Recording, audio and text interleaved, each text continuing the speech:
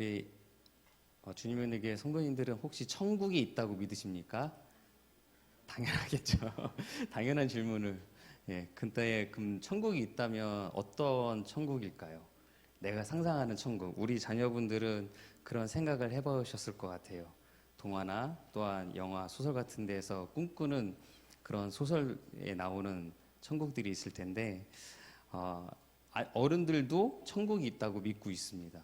그래서 미국에서는 2010년에 그 천국에서 돌아온 소년이라는 책이 출간을 했습니다. 이거는 6살, 당시 6살 아이가 교통사고를 당해서 중환자실에 가게 되었고 그 중환자실에서 의식을 잃고 있는 동안에 천국을 경험한 이야기를 실제 그 간증 이야기를 쓴 책입니다. 알렉스 말라키라는 6살 아이였는데요. 이 소년이 들려주는 천국의 이야기는 성경의 내용하고 같았다고 합니다. 그래서 천국에 대해 소망을 갖는 분들에게 많은 감동과 위로를 주었다고 합니다. 근데 돌연 2015년쯤에 이 소년이 갑자기 성명을 냈습니다. 발표를 했는데 그의 말인즉 저는 죽지 않았었습니다. 천국에 가지도 않았었습니다. 관심을 끌기 위해 천국에 갔었다고 말했습니다. 그 얘기를 할 당시 저는 성경을 한 번도 본 적이 없었습니다. 사람들은 거짓말로부터 위로를 받았고 계속 받고 있다라고 고백을 했습니다. 그의 어머니는 이미 2014년에 자신의 블로그에 알렉스는 이 책을 쓰지 않았다. 아들은 책으로 인한 재정적인 이득을 얻지도 않았다라고 밝혔다고 합니다. 좀 충격이었습니다. 간혹 그런 그런 간증문들이 많이 있잖아요. 책이나 영화 같은 경우. 근데 이 이야기로 많은 사람들이 충격을 받았다고 하는데 저는 그 어머니가 블로그에 쓴 글 중에 이것이 기억이 났습니다. 그 말은 바로 이 책이 계속해서 판매되고 있을 뿐만 아니라 이 내용에 대해 의문조차 제기하지 않는 것을 보고 당황스럽고 괴롭다라는 것이었습니다. 작년 미국의 그 퓨리서치 센터라는 곳에서 조사를 했습니다. 천국과 지옥에 대한 조사를 했는데 보시면은 종교에 상관없이 약 73% 정도가 천국이 존재한다고 믿는다고 합니다. 미국 분들입니다. 그리고 10명 중 7명이 바로 그러니까 믿는다는 거죠. 개신교를 보면은 무려 93%가 천국을 믿는다고 합니다. 우리나라 통계도 있는데요. 한국갤럽에서 낸 통계인데요. 종교에 상관없이 우리나라는 43%, 적죠. 33%가 천국이 존재한다고 믿고 42%는 존재하지 않는다. 근데 종교마다 조사를 해보면 불교가 72%, 천주교는 82%, 개신교는 86%가 천국의 존재를 믿는다고 합니다. 제가 이 또 통계 자료를 조사하다가 흥미로운 또 통계를 찾아봤는데 2012년 연구입니다. 천국에 대한 믿음이 강할수록 범죄율이 높아진다라는 어떤 통계인 것입니다. 좀 재밌는데 연구의 결론이 뭐냐면 천국에 대한 믿음이 강한 나라, 즉 지옥보다 천국에 대한 믿음이 강한 나라일수록 사후 세계에 대한 두려움이 없어서 범죄율이 높게 나타났다고 합니다. 물론 이 통계들만 보고서 우리가 천국을 믿는 것에 대한 부정적 의식을 가질 필요는 없습니다. 어쩌면 지옥보다 천국이 좋기 때문에 지옥을 염두하지 않아서 범죄율이 높을 수도 있는데 재밌는 통계였습니다. 그렇지만 이런 질문을 하게 되었습니다.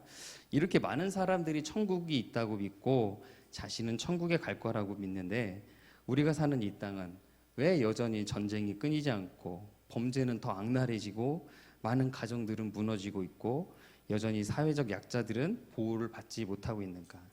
그뿐만 아니라 우리가 사는 이 지구가 여전히 아파하고 있고 환경 파괴가 심해짐으로써 그것이 지금 우리의 피부로 우리의 밥상으로 그 영향력이 오고 있지 않습니까?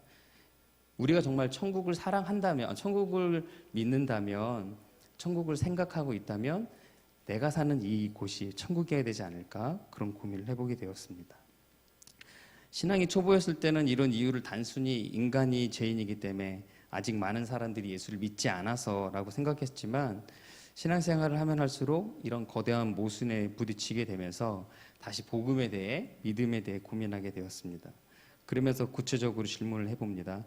이러한 모순과 문제들의 이유가 우리가 여전히 천국을 믿지 않고 혹은 복음을 잘 믿지 못해서일까? 아니면 우리가 천국을 오해하고 있고 복음에 대해서 우리가 깊이 알지 못하기 때문일까? 여러분은 어떻게 생각하십니까? 이 질문에 대해서 오늘 마가복음 1장 14절 15절 말씀으로 함께 생각을 해보려고 합니다.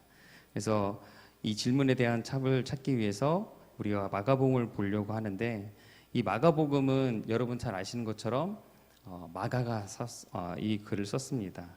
바나바의 조카인 마가를 저자로 보고 있습니다. 근데 대부분의 이 복음서들의 이름은 마태복음, 마가복음, 누가복음, 요한복음은 그 저자를 그 책의 이름으로 사용을 한 것이죠. 근데 이거는 표제에 불과하고 마가복음의 표제가, 그러니까 마가가 기록한 전한 복음이다라는 거고, 실제 제목은 1장 1절로 보고 있습니다. 총신대 신현우 신약학 교수님은 이렇게 설명을 하고 있어요. 1절에는 정관사, 더나 어 같은 정관사가 없는 명사로 시작을 하고 동사도 없고, 마가복음은 각 단락에 제목을 붙이는 경우가 없으므로 1절이 마가복음의 전체 제목이라고 말하는 게 옳다는 것입니다. 우리 마가복음 1장 1절 한번 같이 읽어보시겠습니다. 시작. 하나님의 아들 예수 그리스도의 복음의 시작이라. 이것을 고대 그리스어 헬라어로 보면은 시작이라가 아르케인데, 아르케 앞에 정관사가 없다라는 것이죠. 그러니까 이것은 시작이다. 어떤 시작? 하나님 아들 예수 그리스도의 복음에 대한 시작이다. 근데 이것을 시작이 아니라 신현우 교수님은 복음의 입문으로 번역하는 게 더 옳다고 말하고 있습니다. 그러니까는 기초를 담은, 복음의 기초를 담은 복음의 입문서와 그렇게 말할 수 있다라는 것이죠. 그렇게 다가가기도 좋은 것이 이 네 복음서 중에서 가장 짧은 게 바로 마가복음입니다. 마태복음은 몇 장까지 있죠? 28장.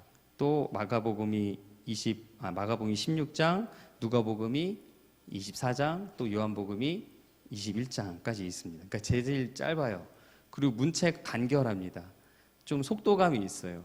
읽다 보면 어느새 한 권을 딱 읽기 좋은 책이 마가복음인 것 같습니다. 그래서 저도 주변에 처음 교회를 다니거나 복음서를 읽으려고 하는 청년들이 있으면 마가복음부터 한번 읽어보라고 권하기도 합니다. 오늘 읽은 우리의 본문에서 예수님께서는 사역을 시작하십니다. 근데 그 첫 번째 사역을 시작하시면서 바로 복음을 선포하시는 것이죠. 그래서 이 복음의 입문서인 마가복음, 그리고 1장 14절 15절을 통해서 복음과 하나님의 나라에 대해서 한번 살펴보겠습니다. 먼저 복음에 대해서 한번 보겠습니다. 복음을 한자어로 풀이하면 복음이 한자인 거 아시죠? 바로 복복자의 소리 음자입니다. 그러면 그 의미는 좋은 소리, 맑은 소리, 영장 피아노가 아니고 그냥 좋은 소리, 좋은 소식이라고 말할 수 있습니다. 영어로 말하면 굿뉴스이죠. 근데 여기서 한자어를 제가 살피면서 좀 흥미로운 걸 발견했는데 잘 아실 겁니다. 그 복복자인데 이 복복자 한자는 두 가지 한자를 합쳐서 만든 회의 문자라고 합니다. 그래서 보일시와 가득할 복자가 결합된 것입니다. 근데 여기서 보일시자 있죠? 보일시, 이렇게 하늘천에다가 이렇게 제단 같은 게 있는 건데, 이것은 바로 신에게 제사를 드릴 때 신에게 보이기 위해서 제단을 만든 그 형상을 만든 상형 문자라고 합니다. 그러니까 이 한자, 이 복복자는 신에게 제사를 드릴 때 신에 의해서 자신의 삶이 넉넉해지고 또 행복해진다라는 의미를 갖고 있는 것이죠. 또한 이런 의미도 있다고 합니다. 신으로부터 받은 그 축복, 그리고 신에게 드린 음식들을 사람들과 나눠 먹으면 모두가 배부르다라는 그런 의미가 있다고 합니다. 그런데 이것을 성경으로 한번 적용을 해봤습니다. 그랬더니 물론 이런 것이 꼭 필요한 일은 아니지만 진정한 복이란 예수님께서 우리를 대신하여 화목제물로 올라가셨고, 또한 생명의 떡이 되셔서 우리로 하여금 줄이지 않고 우리가 서로의 필요를 채워주는 삶을 살 수 있도록 우리를 인도하여 주신 것, 이것이 복이라고 한번 해석을 해보았습니다. 그럴듯한가요? 그러면 또한 이제 신약 성경에 쓰여진 복음에 대해서 한번 보겠습니다. 고대 그리스어 헬라어에서는 복음을 뭐라고 할까요? 헬라어를 바로 유앙겔리온이라고 합니다. 한번 말씀해 보시겠어요? 유앙겔리온. 네, 이 헬라어가 그리스어가요. 그 알파벳의 시초가 되고 라틴어의 시초가 돼서 영어를 하시는 분들은 헬라어를 금방 익히실 수 있다고 합니다. 저는 잘 몰라요. 근데 점수가 좋지는 않았는데 관심 있는 분들은 이 그리스어 헬라어를 한번 공부하시면 나중에 성경 보는 재미가 조금 더 좋아질 수도 있습니다. 이 유앙겔리온이라는 복음은 어떻게 쓰여졌을까? 그 예수님 당시에 그런 문헌들이라든가 어떤 그 자료들을 보니까 기원전 한 6년, 9년 정도죠. 예수님이 태어나시기 전 기원전 9년에 고대 그리스 비문에 이런 것이 있었다고 합니다. 그 당시에 로마 황제였던 아우구스투스의 탄생에 대한 글입니다. 거기 보면 신인 아우구스투스의 생일은 세상을 위한 기쁜 소식이다. 여기서 바로 기쁜 소식 있죠? 거기에 이 유앙겔리온이 쓰였다라는 것이죠. 그러니까 우리가 성경을 통해서 접했던 유앙겔리온이라는 이 복음의 말씀이라는 것, 복음이라는 단어는 그 당시에 왕에게 사용하고 있었다라는 거예요. 왕이 전쟁을 해서 승리를 했다든가 또한 황제로 등극을 했다든가 그랬을 때에 그것을 기쁜 소식이라고 사용했다고 합니다. 그런 의미에서 마가복음 1장 1절을 우리가 다시 한번 본다면 새롭습니다. 예수님이 누구이신가? 바로 왕 중의 왕이시고 신 중의 신, 하나님의 아들이신 그 예수님께서 바로 진정한 왕으로 등극하셨다라는 소식이라는 것이죠. 그것이 바로 복음이라고 할 수 있을 것입니다. 이런 용어들을 살펴보면은 복음은 일상 언어이면서 또한 특별한 언어들 그리고 복음의 의미에 맞는 언어들로 사용되었다는 것을 알 수 있습니다. 그렇다면 이제 복음, 예수님이 전하신 그 복음의 내용이 무엇일까? 오늘 우리가 읽은 본문인데요. 한번 15절 다시 한번 같이 읽어보겠습니다. 시작. 이르시되 때가 찼고 하나님의 나라가 가까이 왔으니 회개하고 복음을 믿으라 하시더라. 이 문맥상 14절에서 보면은 하나님의 복음을 전파하였다고 예수님이 전파했다고 말하고 있습니다. 그러면 15절에 그리고 이르시되, 그러니까 문맥상 예수님이 전하신 복음은 15절의 내용이라는 것이죠. 근데 우리가 읽었던 것처럼 15절에 예수님이 전하신 복음은 이르시되 때가 찼고 하나님 나라가 가까이 왔으니 회개하고 복음을 믿으라 하는 그 말입니다. 그게 이상하죠. 우리가 알고 있는 복음하고 다르잖아요. 2000년 이후에 현대에 살고 있는 우리가 생각하고 있는 복음은 어떠해야 할까요? 아마 이렇게 되어야 할 것 같습니다. 이르시되 구원자인 내가 왔으니 회개하고 나를 믿으면 천국에 갈 것이다. 그것이 왠지 더 어울릴 것 같은 복음의 문장일 것 같습니다. 하지만 예수님은 그렇게 말씀하지 않으셨어요. 때가 찼다. 하나님 나라가 가까이 왔다. 그리고 회개하고 복음을 믿으라고 말씀하십니다. 이것이 예수님이 전하신 복음입니다. 이상하죠. 중요한 게 빠졌습니다. 십자가도 없죠. 부활이 없습니다. 근데 예수님이 선포하셨을 때 이 당시는 바로 예수님이 사역을 시작하기 가장 처음인 타이밍인 것입니다. 예수님이 십자가도 지지 않으셨고 부활은 당연히 하지 않으셨다는 것이죠. 그렇기 때문에 예수님이 처음 시작하시면서 전하셨다라는 이 복음의 말씀이 어떻게 생각해 보면 우리가 알고 있는 그 복음의 밑바탕, 기본, 기초 어떤 한 부분을 담고 있다라는 것이죠. 그것들을 한번 살펴보고자 합니다. 오늘 이 복음의 내용을 알기 위해 알아야 할 단어가 있습니다. 바로 하나님의 나라이죠. 여러분, 천국, 하늘나라, 하나님의 나라, 뭐가 차이가 있죠? 차이를 구분할 수 있으세요? 천국, 하늘나라, 하나님의 나라. 사실 다 같은 말입니다. 그래서 마태복음은요, 하나님의 나라라고 기록되어 있지 않고 천국이라고 기록되어 있습니다. 하지만 같은 하나님의 나라를 말하고 있다는 거 기억해 주시면 좋겠습니다. 그래서 이 하나님의 나라가 무슨 의미를 갖는지 한번 살펴보려고 하는데 또 죄송하게 헬라어를 한번 또 봐보시겠습니다. 우리가 그 평소에는요 성경을 볼 때 굳이 헬라어나 히브리어 이 원문들을 볼 필요는 없어요. 왜냐하면 요즘 그 번역된 성경들이 잘 나온 게 너무 많습니다. 현대어 성경 있죠, 우리말 성경 있죠, 그리고 잘 아신 유진 피터슨 목사님의 그 메시지 성경도 있죠.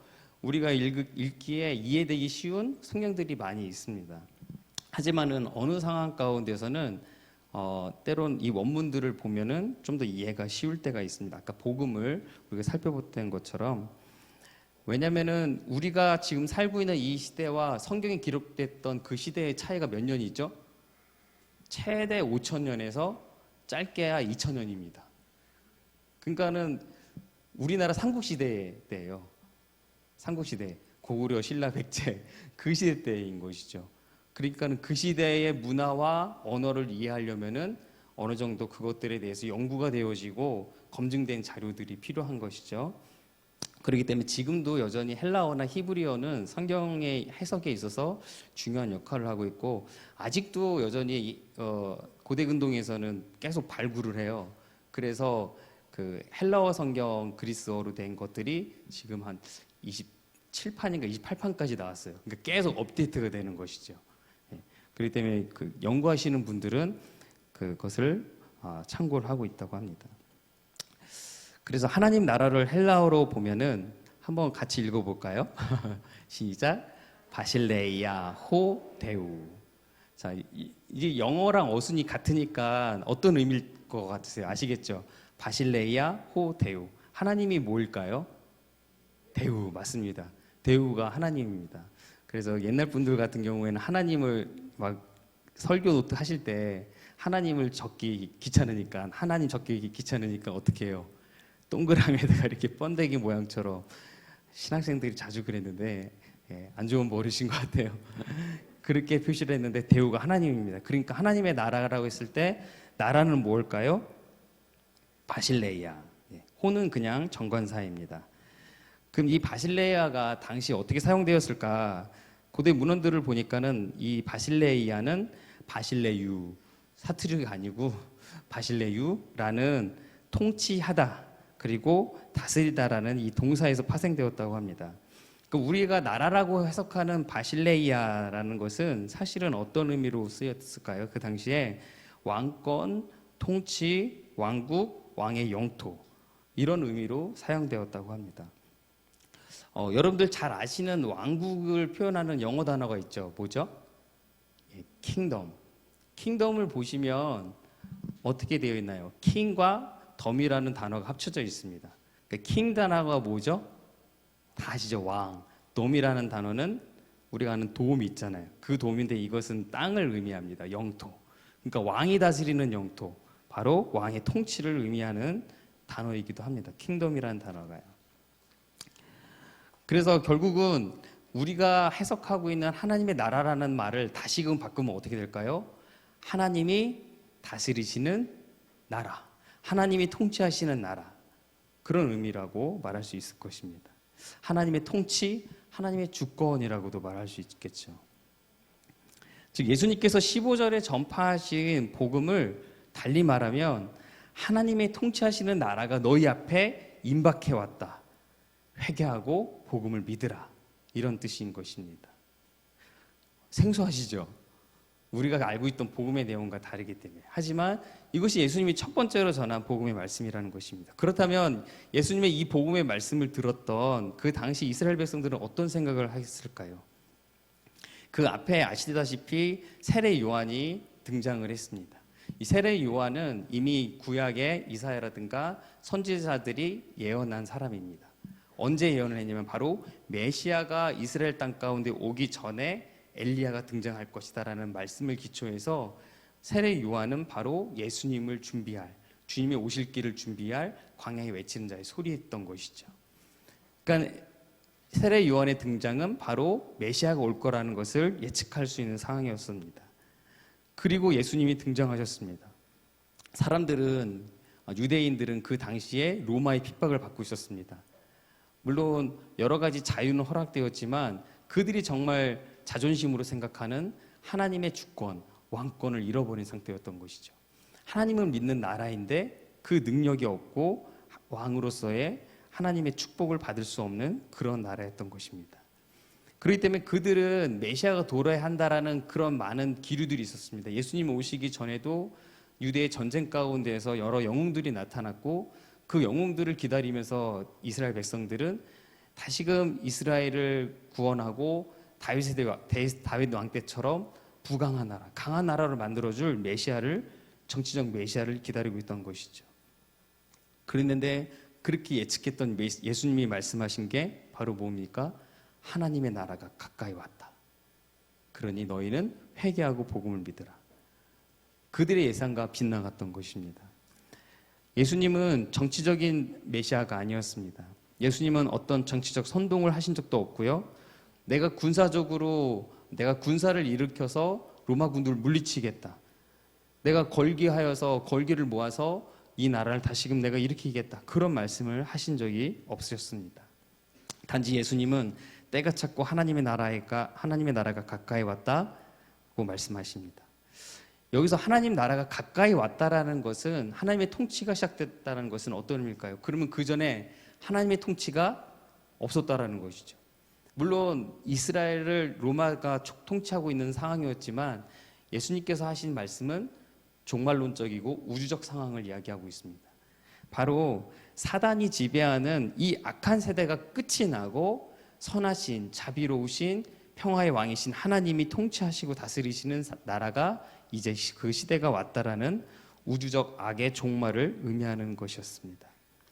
바로 악이 다스리는 시대가 끝나고 하나님의 평화, 샬롬이 가득한 세상이 왔다라는 것을 예수님은 복음으로 선포하고 계신 것이죠. 여기서 때가 찼다라는 것은 어느 시기가 임박했다라는 것을 의미하고 있습니다. 여러분들 그런 기분 자주 경험하시잖아요. 때가 임박한 거. 언제 경험을 하시죠? 홈쇼핑 볼 때. 마감 5분 전. 막 얼마 안 남았습니다. 몇 개 안 남았습니다. 다음 기회 없습니다. 막 재촉을 하잖아요. 그럼 초조해지죠. 그럼 나는 저거 관심 없는데 벌써 나는 상상을 하고 있어요. 그곳을 입고 거울 앞에 있는 나 자신이 상상이 되고 벌써 나는 그것을 주문하고 있죠. 어느 순간 핸드폰을 들고 있고. 또 언제 그것을 경험하시나요?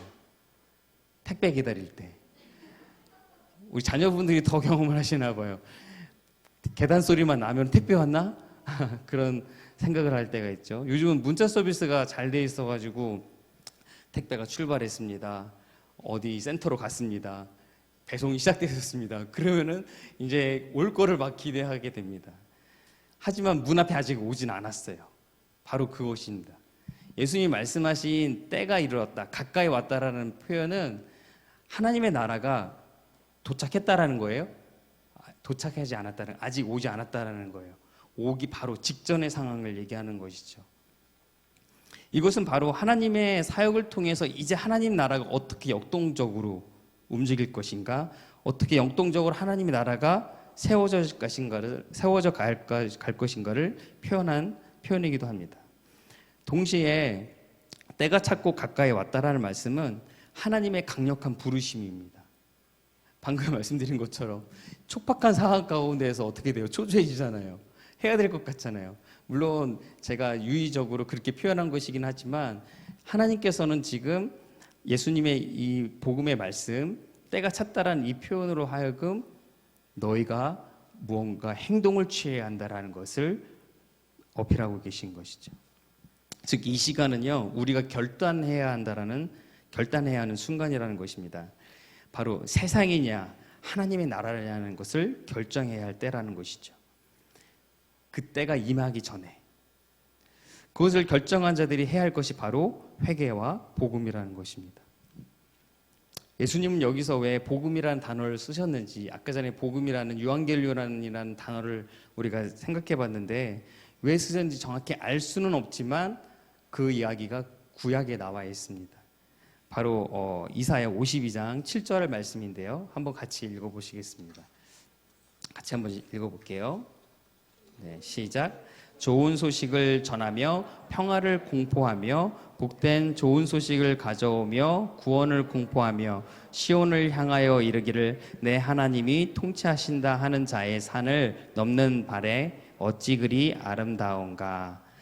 이렇게 쓰여져 있습니다. 바로 구약에서 예언한 복음이란 바로 하나님이 통치하신다라는 소식이라는 것이죠.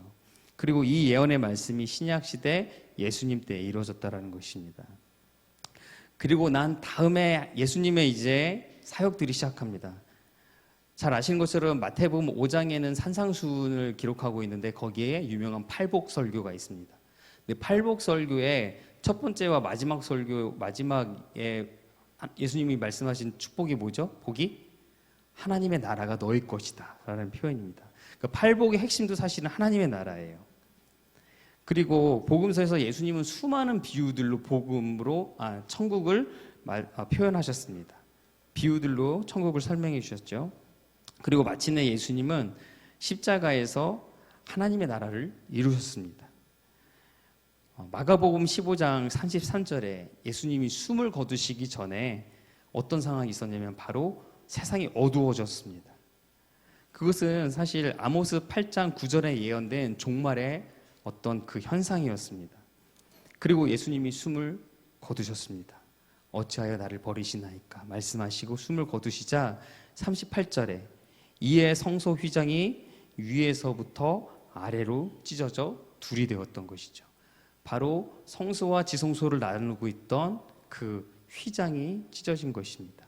이것이 무엇인지 여러분들 잘 아시죠? 바로 하나님과 사람 사이에 막혀있던 그 담이 무너져 버린 것입니다. 우리는 하나님의 나라에 갈 수도, 하나님의 나라를 우리는 받을 수도 없는 상황이었던 것이죠. 그 상황에 예수님께서 오셨습니다. 그리고 천국 복음을 계속 전하신 거예요. 예수님께서 복음서에서 하신 복음의 핵심은 하나님의 나라였습니다. 계속 예수님은 하나님의 나라만 계속 말씀하셨던 거예요. 그 핵심은. 그리고 그 하나님의 나라가 언제 이루어졌을까요? 십자가에서. 그리고 성소의 휘장이 갈라지면서 하나님의 나라가 우리 가운데, 하나님의 주권이 우리 가운데 물이 바다 덮음같이 우리의 삶 속에 깊이 오게 되었던 것입니다. 이것이 예수님의 사명이었습니다. 근데 이것이 끝이 아니죠. 바로 사도행전 1장 우리가 묵상하고 있는데요. 사도행전 1장 앞부분에 보면은 예수님께서 부활하셔서 40일간 제자들과 함께 하셨어요. 그때 무엇을 가르쳐 주시죠? 하나님의 나라의 복음. 하나님의 나라를 제자들에게 40일간 가르쳤습니다. 그리고 아직 읽지는 않았지만 사도행전의 28장 마지막 절은 이렇게 끝납니다. 바울이 하나님의 나라를 전파하여 주 예수 그리스도에 관한 모든 것을 담대하게 거침없이 가르치더라 하고 끝납니다. 그래서 사도행전의 끝은 없다고 하잖아요. 사도행전의 마지막 장은 없다고 합니다. 그래서 바로 지금 이곳 주님의 은혜 교회에 하나님의 나라를 전파하고 있는 것입니다. 이제 십자가를 통한 하나님의 통치와 그 다스리심이 나의 삶, 나의 생활로 침투하여 들어와 있습니다. 하나님의 나라가 임하였습니다. 믿으십니까? 지금 우리의 삶 가운데, 우리의 생활 가운데 하나님 나라가 와 계십니다. 하나님의 나라는 우리의 삶을 새롭게 합니다. 우리의 생활을 변화시킵니다. 우리의 생활의 기준, 우리의 생각의 기준을, 우리의 가치관의 기준을 바꿔버리십니다. 우리의 모든 두려움을 다 몰아내버리십니다. 하나님의 나라는 샬롬의 나라입니다. 그래서 이제는 예수님을 믿는 우리로 하여금 창세기에서 하나님께서 우리를 지으시고 만물을 지으시고 사람을 지으시고 뭐라고 명령하셨습니까? 정복하고 다스려라. 그때 우리에게 주셨던 그 사명, 하지만 죄로 인하여서 우리가 잃어버렸던 그 사명을 다시 회복시키셨습니다. 이제는 우리가 교회가 다시 다스리는 자들이 된 것입니다.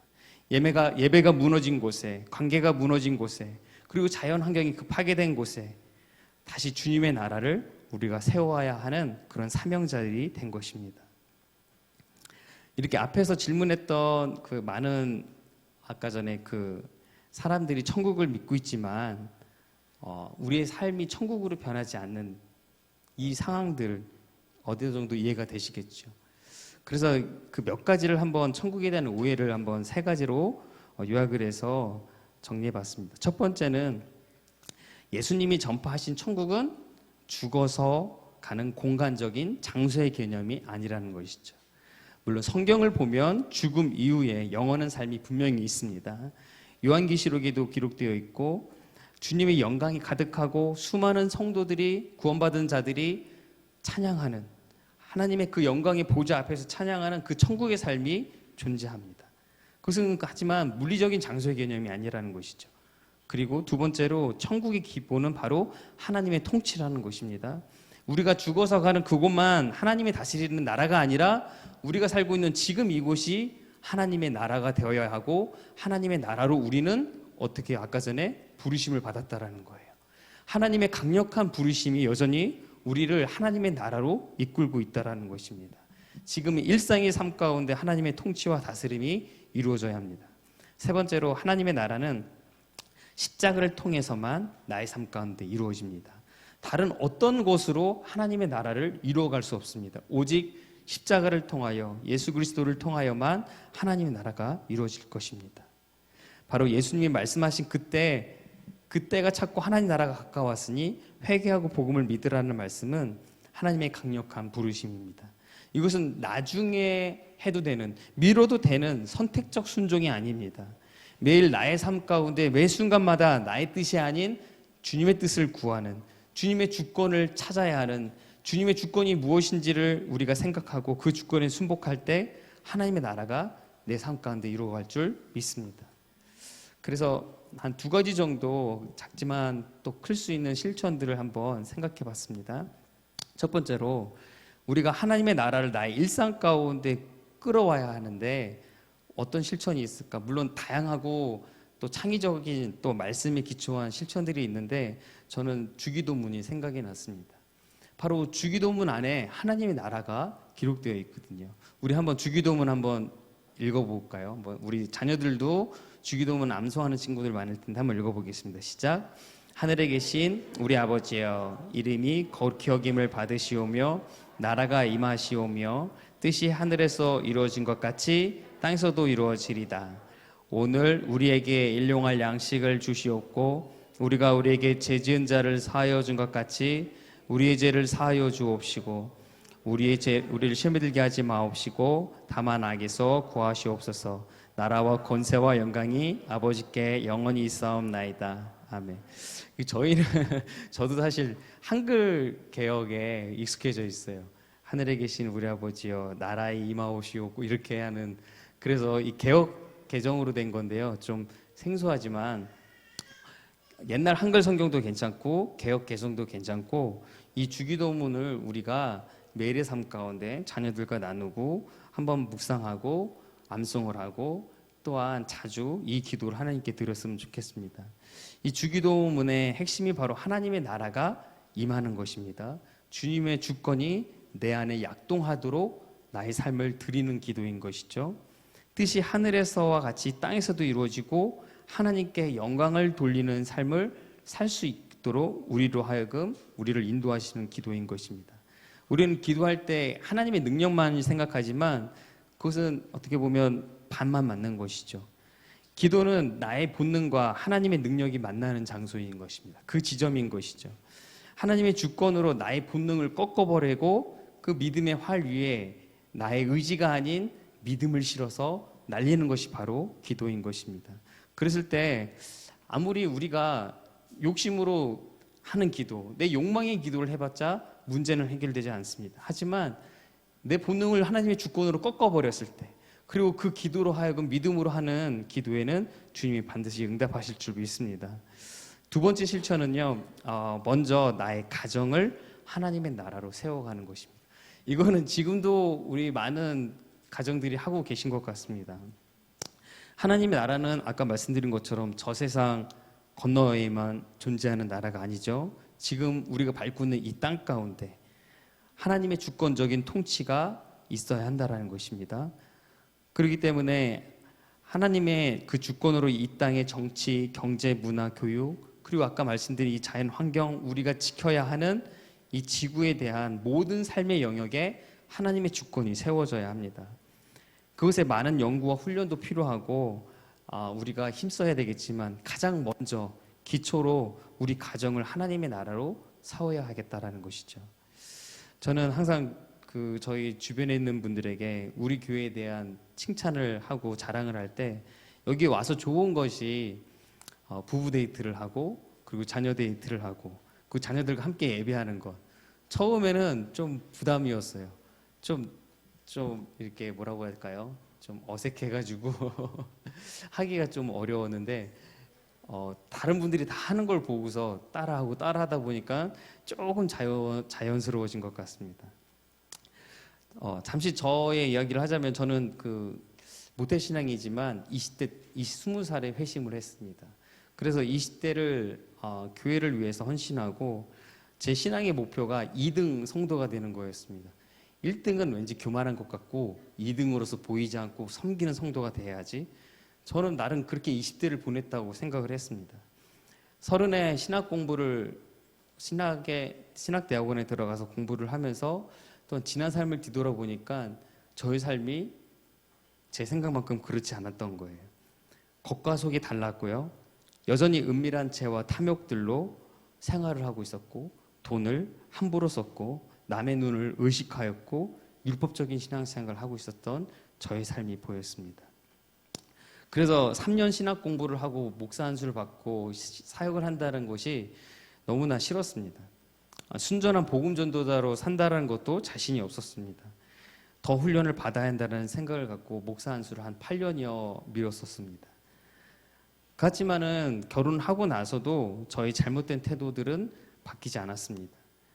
교회에서 받은 스트레스를 가정에서 푸는 경우가 다반사였고 아내와 다투거나 가정으로서 책임을 다하지 않는 부끄러운 모습도 있었습니다. 그리고 여차여차 주님의 교회를 알게 되면서 교회 안에서 얻는 많은 유익들을 누리게 되었습니다.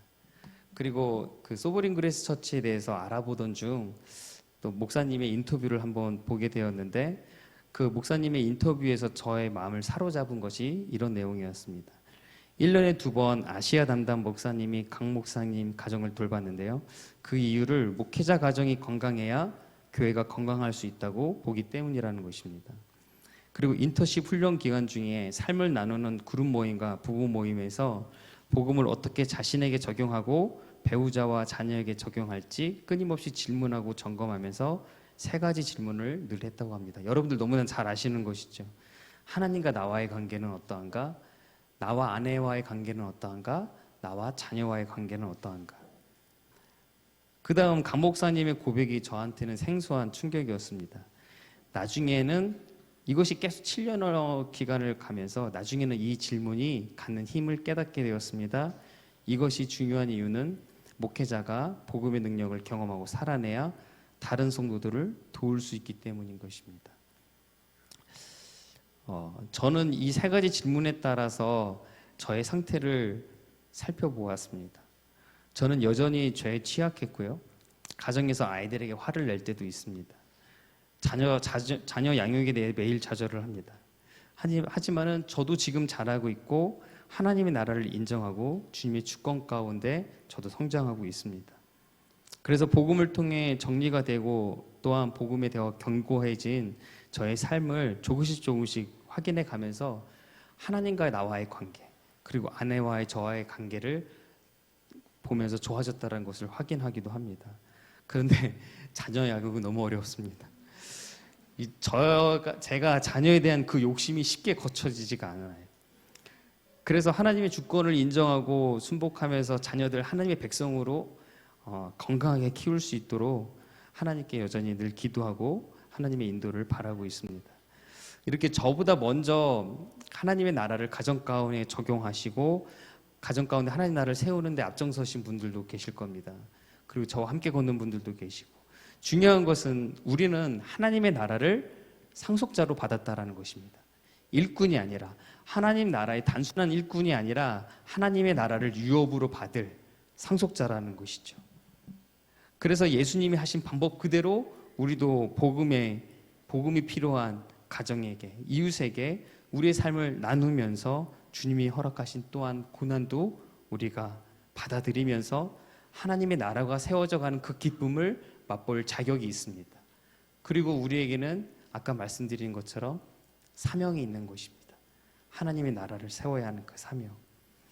하나님의 나라가 우리 가정 가운데, 우리 이웃 가운데, 또한 내가 아는 자들, 내가 아는 모든 가정들 가운데 그 하나님 나라의 영향력이 미치는 우리 주님의 은혜 교회 성도님 되기를 예수님의 이름으로 축복합니다. 기도하시겠습니다.